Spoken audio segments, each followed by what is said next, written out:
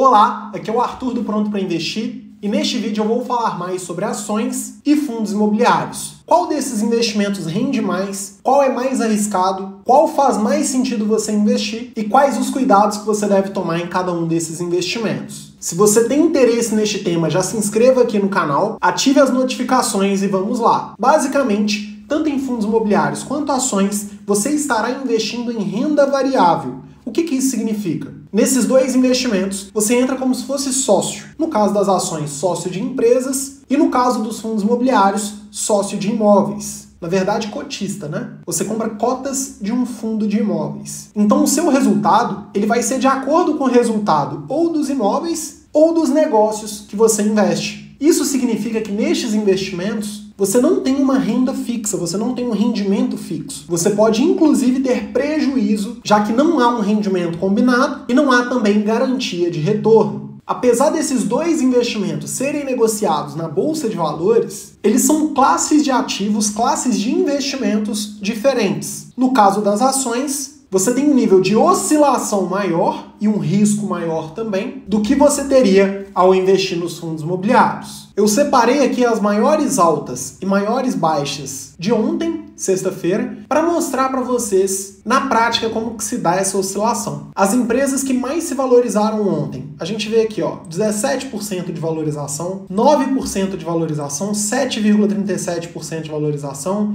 7,09%, 5,63%. Isso aqui no caso das ações, tá? Ao pegar os fundos imobiliários que tiveram as maiores altas, nós vemos uma valorização muito menor. 3%, 2,17%, 2,14%, 2,06%. Então a gente pode concluir que essa oscilação ela tende a ser muito menor nos fundos. Vou pegar aqui as maiores baixas, 6,59%. Isso aqui é variação de um dia, tá? No caso das ações, a maior baixa foi 11,24%. Ou seja, praticamente o dobro. Se a gente olhar os demais fundos aqui, menos de 2% de oscilação. Enquanto nas ações nós tivemos aqui 8%, 8,73%, menos 8%, menos 7%. Então, em média, os fundos imobiliários eles oscilam cerca de 1/3 o que as ações oscilam. Ou seja, se na média, quando as ações sobem, elas sobem 10%, os fundos imobiliários tendem a subir 3% nesta mesma valorização. Eles oscilam menos, o mesmo para a queda. E tem uma relação também no risco, porque uma empresa ela pode falir. Vamos supor que você investiu em uma empresa completamente endividada, que tem vendido cada vez menos, dá prejuízo atrás de prejuízo, e essa empresa vai à falência. Se você tinha lá, por exemplo, R$100 investidos na empresa, você pode perder os R$100 que você investiu. Já no caso dos fundos imobiliários, se você pega um fundo imobiliário de tijolo, por exemplo, ou seja, que investe em imóveis físicos, você consegue comprar um fundo que tem vários imóveis em várias regiões do Brasil, imóveis de altíssimo nível, um galpão de R$200 milhões. Como que esses imóveis vão valer zero? É praticamente impossível. Ou seja, no caso das ações, o risco que uma empresa tem tende a ser muito maior do que o risco que os fundos imobiliários vão te dar. Em compensação, se você comparar a melhor ação da bolsa com o melhor fundo da bolsa em determinado período, a ação sempre vai valorizar muito mais. Até porque uma empresa, ela não tem limite de valorização. A WEG, por exemplo, empresa listada na Bolsa de Valores, nos últimos 5 anos, ela valorizou 363%. Isso aqui fora os dividendos que ela pagou, partes do lucro que a empresa pagou que você poderia reinvestir. Isso significa que um valor que você tivesse investido há 5 anos, em setembro de 2019, por exemplo, ele teria se multiplicado por mais de 4 vezes. Agora vamos supor que há 5 anos você tivesse comprado cotas de um fundo que tinha um imóvel valendo R$100 milhões, por exemplo. Essa valorização seria o equivalente a este imóvel de 100 milhões em 5 anos passar a valer quase R$500 milhões.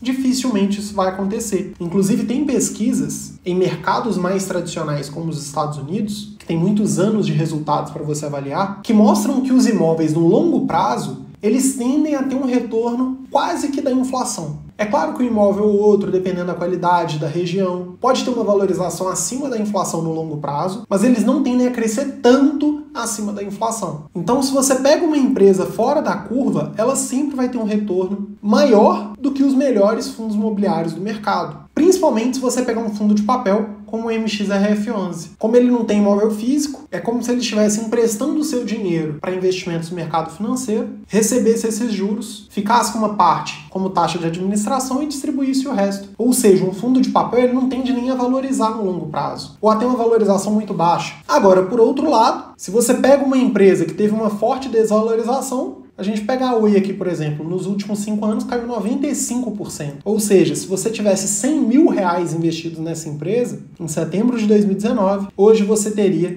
cerca de 4, 5 mil reais. Isso dificilmente vai acontecer com um fundo imobiliário. Ele não tende a ter nem a forte valorização que a melhor empresa pode ter, nem a forte desvalorização que uma empresa ruim da bolsa pode ter. Arthur, qual que é o melhor investimento então? Calma que nós vamos chegar lá. Como eu sou bastante conservador, o que eu gosto de priorizar? A segurança. Ser conservador não significa que você não possa investir nem em fundos imobiliários, nem em ações. Você não tem que ficar só em renda fixa. Até porque a renda fixa tem um retorno muito menor do que essas outras opções. O que eu faço? Eu priorizo as ações, as empresas, na verdade, que são mais seguras, e os fundos imobiliários que são mais seguros. Por exemplo, eu não invisto em nenhum fundo imobiliário de papel. Todos os fundos imobiliários que eu invisto têm imóveis físicos. No caso das ações, como que você pode priorizar uma empresa mais segura? Tem duas empresas. Uma vende cada vez menos, tem muita dívida, só dá prejuízo. A outra vende cada vez mais, só tem lucro, nunca deu prejuízo. Tem mais dinheiro em caixa do que dívida. Ou seja, dívida líquida zero. É lógico que essa segunda empresa seria muito mais segura.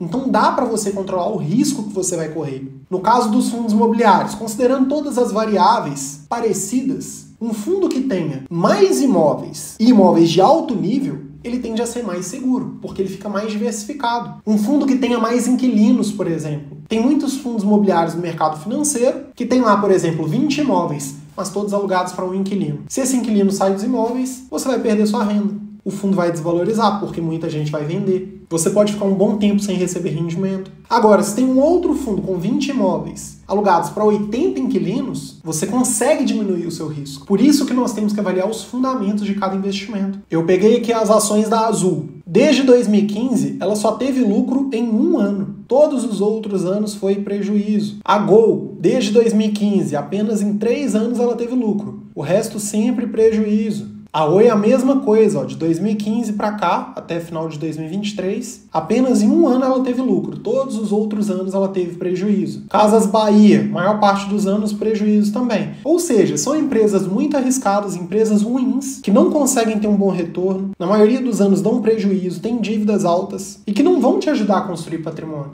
Mas a gente tem que avaliar os fundamentos da empresa. Mesma coisa fundos imobiliários. Você tem que avaliar os imóveis estão alugados para quantos inquilinos, quantos imóveis, qual a qualidade desses imóveis. O fundo é dono de todos os imóveis ou ele tem apenas um pedacinho do imóvel? Às vezes o fundo tem uma pequena participação em 100 imóveis diferentes, mas ele não é dono de nenhum. Às vezes o fundo tem um imóvel só, corre muito risco. Qualquer coisa que aconteça com este imóvel vai prejudicar muito aquele fundo. Aí você pega uma outra empresa que ao invés de ter mais dívida do que caixa, como o caso aqui da Gol, a empresa pode ter, por exemplo, mais caixa do que dívida. Ou seja, ela tem uma dívida líquida zero. Ela tem mais dinheiro em caixa do que dívida. Ela pode pegar todo o dinheiro do caixa dela, pagar as dívidas e ainda sobra. Essa empresa ela tende a ser mais segura. Uma empresa que tem uma boa margem de lucro, que tem um bom produto, que é administrada por uma gestão competente e confiável, que não esteve envolvida em casos de escândalo, de corrupção, de fraude, são critérios que você tem que avaliar. Então, o que eu te recomendo? Como os fundos imobiliários são mais seguros, eles oscilam menos, eles têm mais garantia, eles tendem a crescer no longo prazo se você escolher minimamente bem e ainda vai gerando uma renda todos os meses isenta do imposto de renda, tenha mais dinheiro em fundos imobiliários do que ações. Principalmente se você já passou dos 40. Arthur, você fala isso porque os fundos imobiliários são melhores do que as ações? Não. Isso pode variar de acordo com o seu perfil. Mas, via de regra, o brasileiro ele não é uma pessoa que está acostumada a correr riscos. E no caso das ações, você tende a correr um risco maior. Ou seja, você pode ter menos dinheiro nas ações, buscando este potencial de multiplicação maior e ainda assim dormir tranquilo, sabendo que a maior parte do seu dinheiro estará com segurança. Afinal, você não vai ter só fundos imobiliários e ações. Você tem que ter renda fixa. E de toda forma, diversifique. Você não pode ter ações de uma empresa, 2, 3 empresas, 5 empresas, não. Tem que ter mais empresas. Fundos imobiliários, a mesma coisa. Eu vejo pessoas que investem em um fundo imobiliário. Olha o risco que você está correndo. Não faz sentido. Hoje, por exemplo, eu tenho 22 ações e 8 fundos imobiliários. Por que eu tenho mais ações? Como elas são mais arriscadas, eu diversifico ainda mais. Mas são 30 investimentos diferentes. Arthur, quais são os investimentos que você tem? Dentro da mentoria 5P, no terceiro pilar, eu te falo quais são os fundos imobiliários que eu tenho. E no quarto pilar, quais são as ações que eu tenho. Mas o principal da mentoria é você aprender a escolher cada um dos investimentos para não depender de recomendações de ninguém. Este é um erro muito comum. Eu vejo as pessoas aqui no YouTube e no Instagram também, que ficam buscando diquinhas. Você não muda de vida com diquinha. Você não alcança a liberdade financeira com diquinha. Você tem que se formar como investidor. Aprender o que é o investimento, como que você avalia, como que você mantém estes investimentos, quanto comprar de cada investimento de acordo com o seu perfil e com seus objetivos, para que você possa, de fato, conquistar sua liberdade financeira. Caso você tenha interesse na minha mentoria individual, eu recomendo que você comece pela série gratuita que eu vou fazer nos próximos dias. Eu vou deixar o link na descrição aqui do vídeo para você poder participar e aprender mais sobre investimentos. Então acesse o link na descrição, faça sua inscrição no evento e fique à vontade para deixar ideias de conteúdos nos comentários. Um grande abraço, fica com Deus e é só o começo.